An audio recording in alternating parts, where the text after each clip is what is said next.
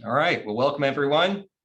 I'm Andy Arnold, CEO and Senior Wealth Advisor here at Centerline Wealth Advisors, and we'd like to welcome you to another edition of Between the Lines.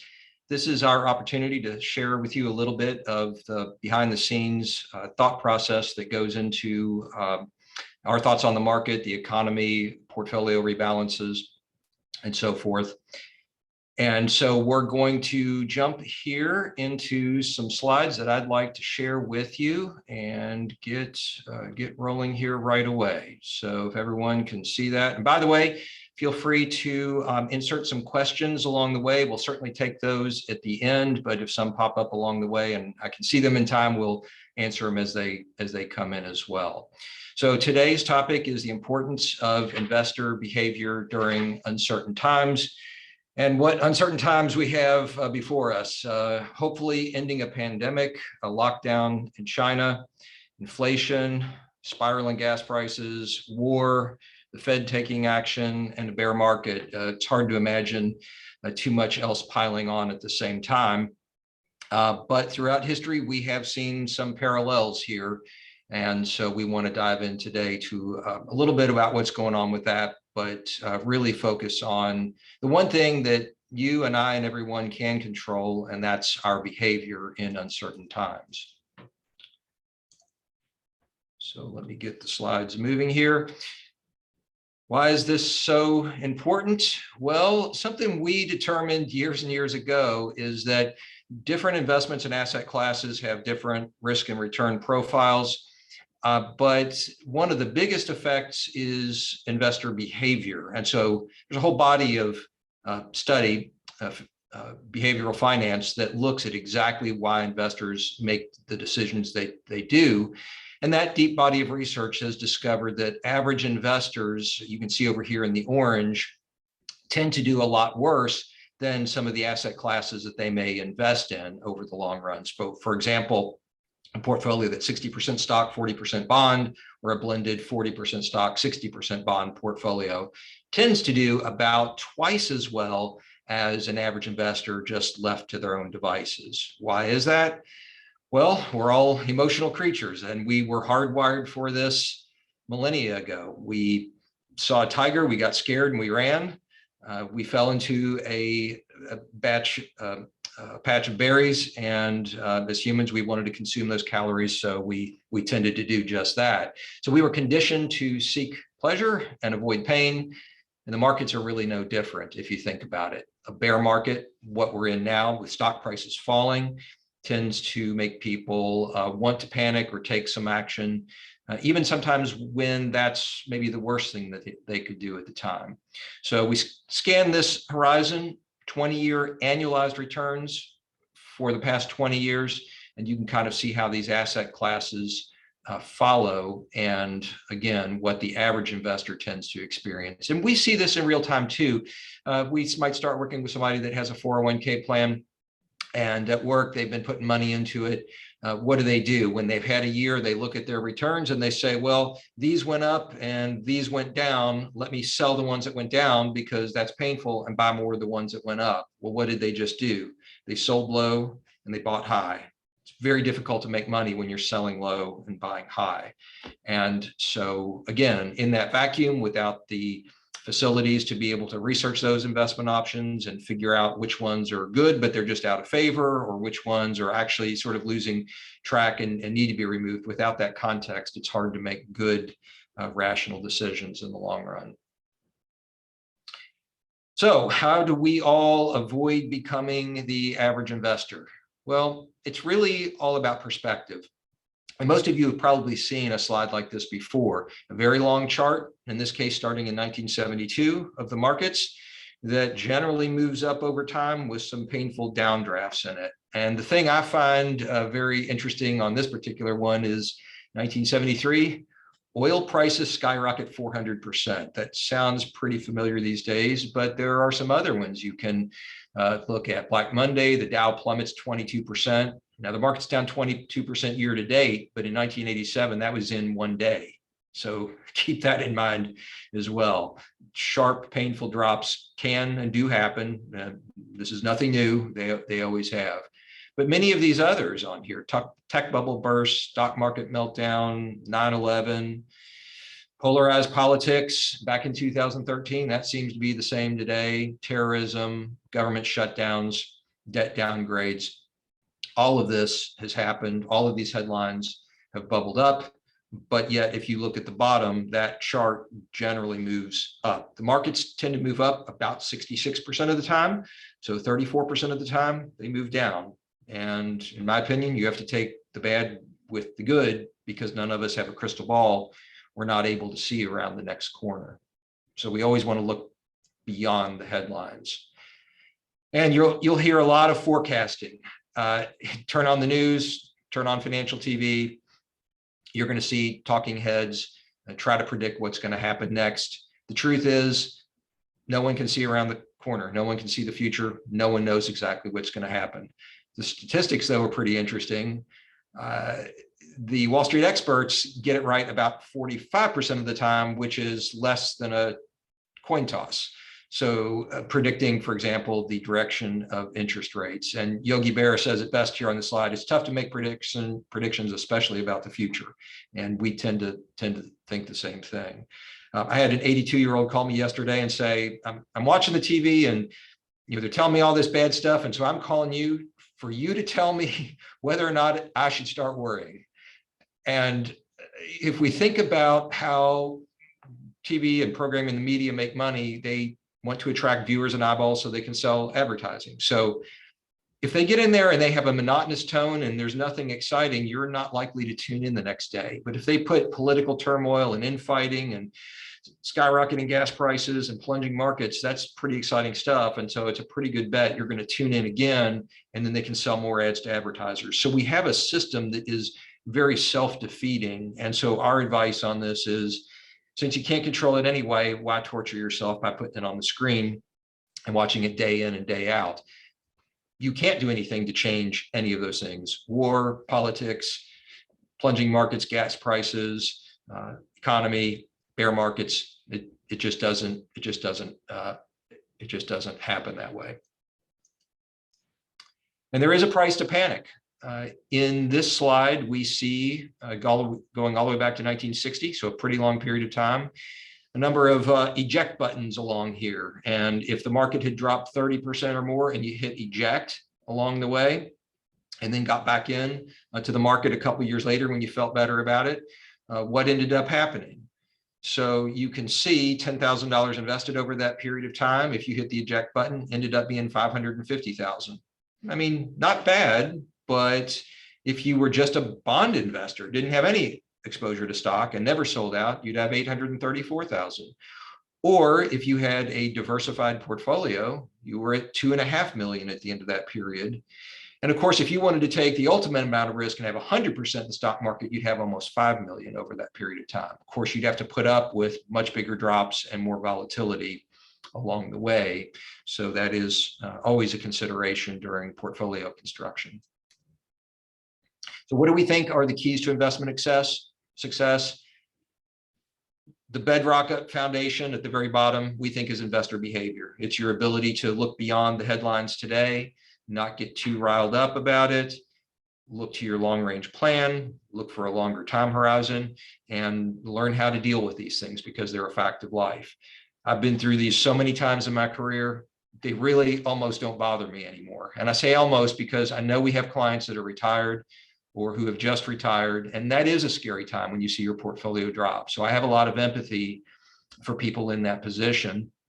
But looked at another way for a different population, especially young people that are still working and saving, the ability to put money to work at lower prices is a great opportunity for them. And even if you're retired with a portfolio, just because it goes down, nobody took away your investments. They might be worth less today if you had to sell them all. But none of our plans contemplate anyone selling their portfolio on X day and taking all the cash and doing something with it. All of us, whether we're in retirement or beyond, deeper into retirement, we simply need a stream of cash flow to help us pay our bills, maintain our lifestyle, do some things that we want. And so that doesn't change even with the bear market. It's possible if we have a sequence of bad years, we may have to reduce our spending temporarily. We'll talk about that here in a few minutes as well.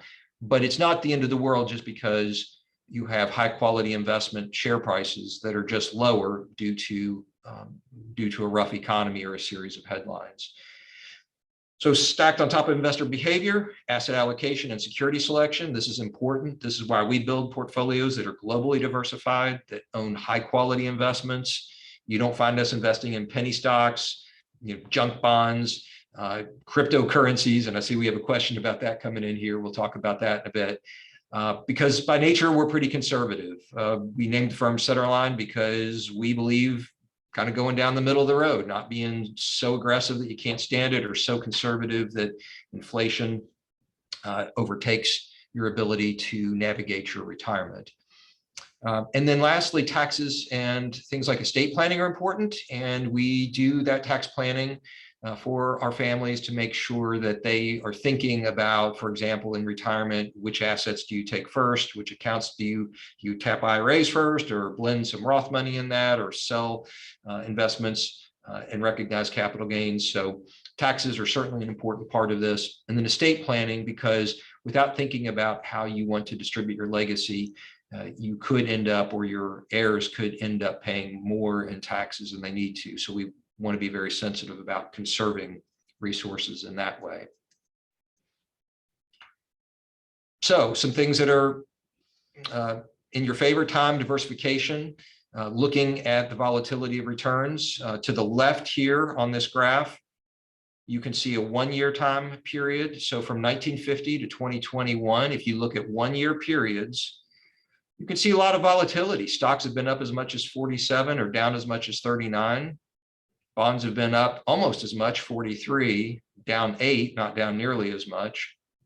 Or a blended 50-50 portfolio, up 33 or down 15. And so that speaks to the diversification of different asset classes. You get a lot of the upside, but not nearly as much of the downside. And that's why most people are better off being diversified, even if bonds feel like they're kind of yucky and not earning very much during periods of inflation and rising rates. But then when you step out, zoom out a bit and look at 5-year rolling returns, the worst 5-year period, down 3% a year for the 5 years, or up 28. In the blended portfolio over 5 years, there are no losses, up 1 to up 21 over that period. And then you start to get into 10-year rolling periods, down 1 a year for 10 years, or up 19 is the best.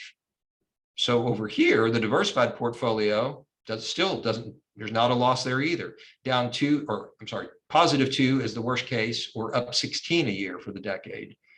And then for a 20-year, really none of them have losses.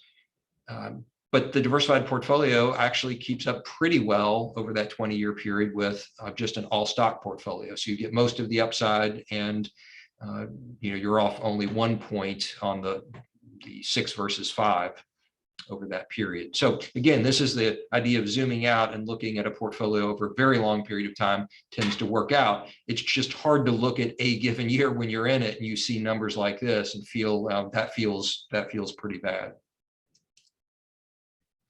But we can't lose sight of the fact that good days do happen in bad markets.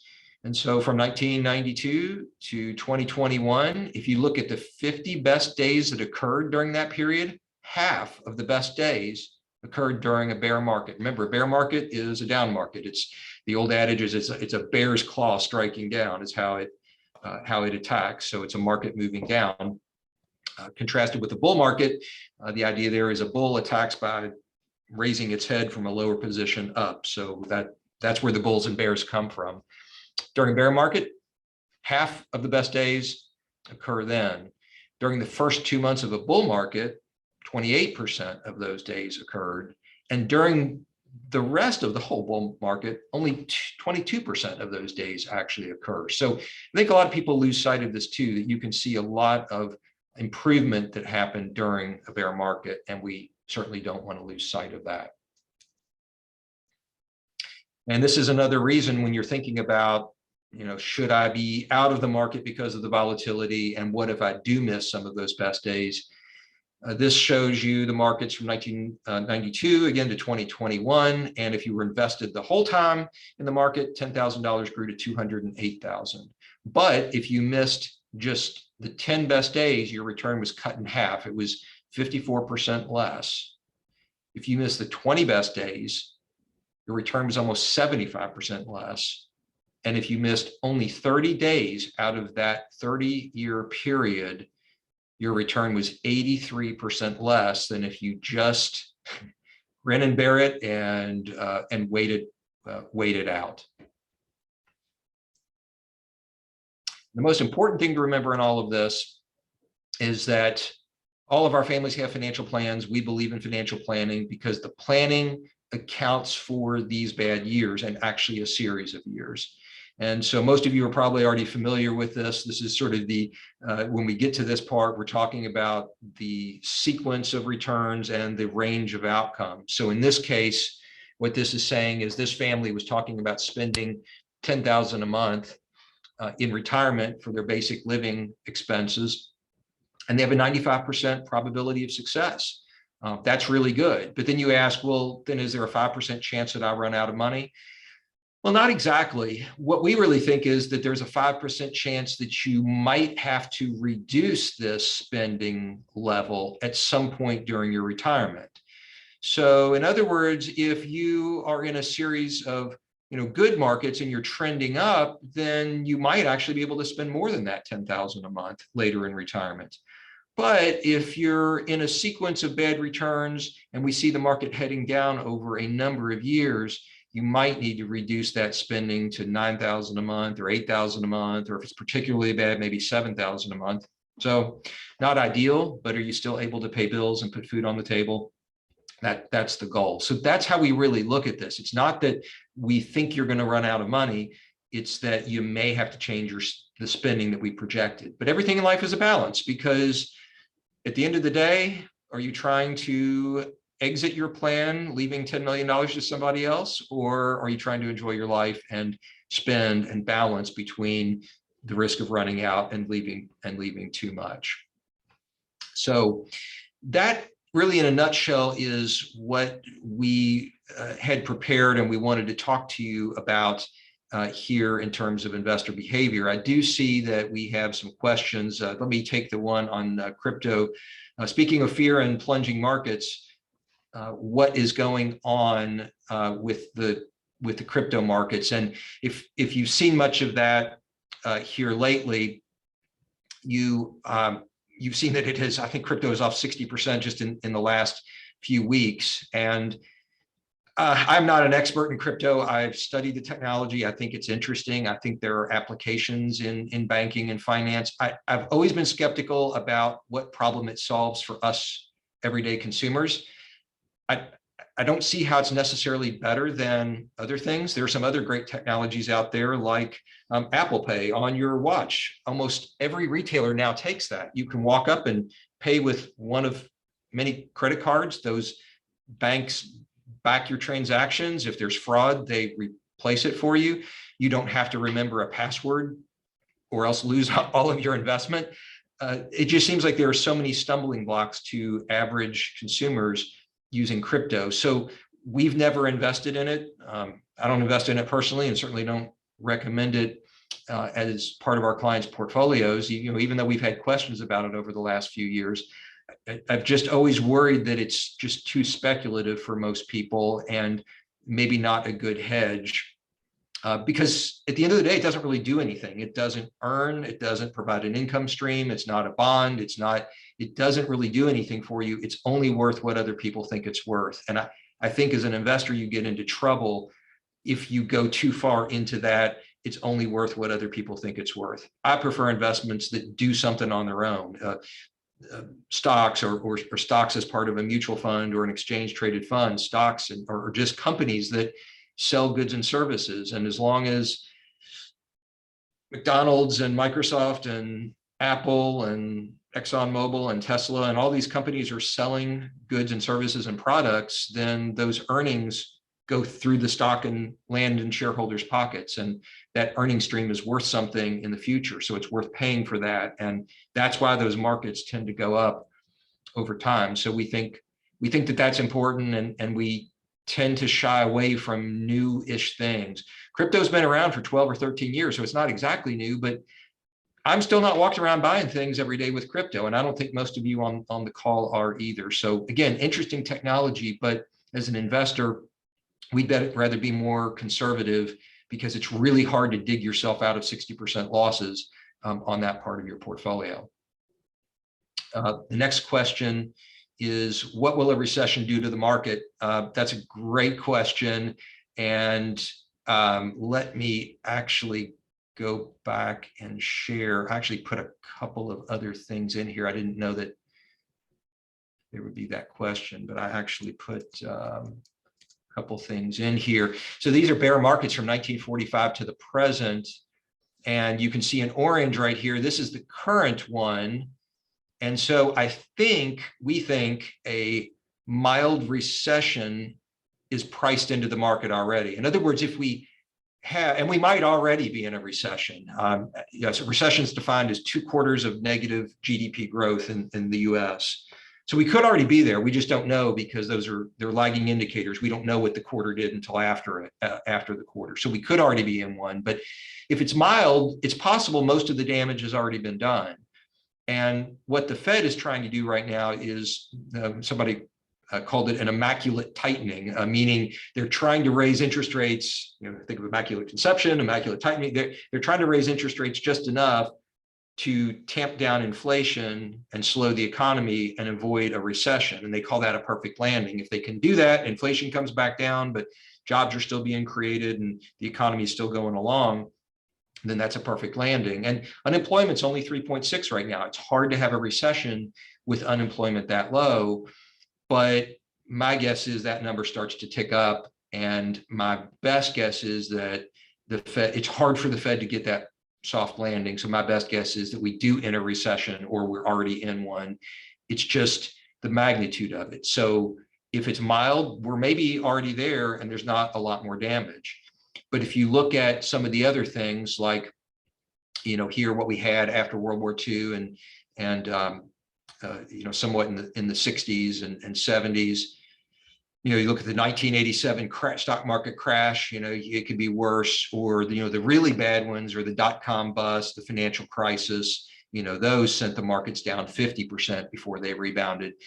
So most of the time, these things tend to be over on this side. These are what we call black swan events. They don't happen all that often, but I can't sit here and tell you that it won't happen again. If it's happened in the past, it can happen again. But that goes back to why we keep portfolios diversified and we don't put all of our money in the stock market all the time. The markets can deliver great returns in the long run, but they're going to have sometimes painful declines like the run we're in right now. And we can't forget, there could be surprises to the upside. Inflation could start to tame. I don't think that's going to happen right away, but it could start to tame. This is one way that it potentially could. Consumers' behavior has shifted a lot due to the pandemic, and when people were locked down, they were ordering stuff online and buying a whole lot of stuff. So it was hard for the supply chains to keep up with that. Well, now that we're sort of coming out of the lockdowns, people are spending more money on services and travel and eating out, things like that. So companies like Walmart and Target now are seeing massive pileup in inventories. They're getting all these cheap goods shipped over from China, and now their store shelves are filled. And so they're starting to cut prices. And by cutting prices, that might actually help to tame some of the areas that we look to inflation. Now, and so the Fed's trying to navigate all this too. Now, they can't, raising interest rates is really the only tool they have, and raising rates doesn't change things like the price of oil and price of gas at the pump. I mean, those are more sort of demand side and supply constraint side things. So, our best guess, bottom line, the risks of recession have grown, but what will that do to the market? It just depends on how bad that gets. And so we're in this zone of, if we knew it was going to get a whole lot worse for sure, we could maybe take some other actions. But if things don't get that bad and things rebound, then we will have hurt ourselves by making, additional changes. And that's what's so difficult about trying to time the market or think you're going to jump in and out. You have to be right on the out, and then you have to be right back in. And when you go out, what do? You put it in cash. Well, then how do you protect the cash? Cash earns nothing. If inflation is 7% next year, then you've lost 7 on the cash, versus at least the things in your portfolio have the ability to rebound and earn more than the 7. So all of these factors certainly come into play. Somebody else asked the question, how are supply chain issues affecting the economy? And it's a mixed bag there. The supply chain, they're better than where they were before, but they're still fragile. So some of you heard about the shipping containers in the ports not being able to come in. A lot of that has cleared up. There are a lot more shipments, so things are easier. Used car prices have started to come down. So that stuff is all looking better. But if we get into a new COVID variant that causes another lockdown, then we could be right back in the same place and disrupted supply chains again. So fragile, at least on a positive trend, but still room for other challenges for sure. So we don't want to be too optimistic about that. Okay, these are great questions. Any others? 3 good ones. Is there a 4th? I'll give just a few seconds to see if any other ones come in. And if not, okay, well, we'd like to thank everybody today for joining us. Hopefully this was helpful. If you have any questions, you can always call us. If you think of any afterwards or tonight or tomorrow, you can always call us, and we're here to answer those. We love this stuff. We read and study and look at this all the time. So we're just happy that we can share this with you in this type of forum. And we've got great turnout today, so we really appreciate everybody joining us. So definitely reach out if you have questions, and we'll be in touch as well on this side. All right, well, thanks a lot. Have a nice afternoon. Stay cool. Heat index of 105. Thank you.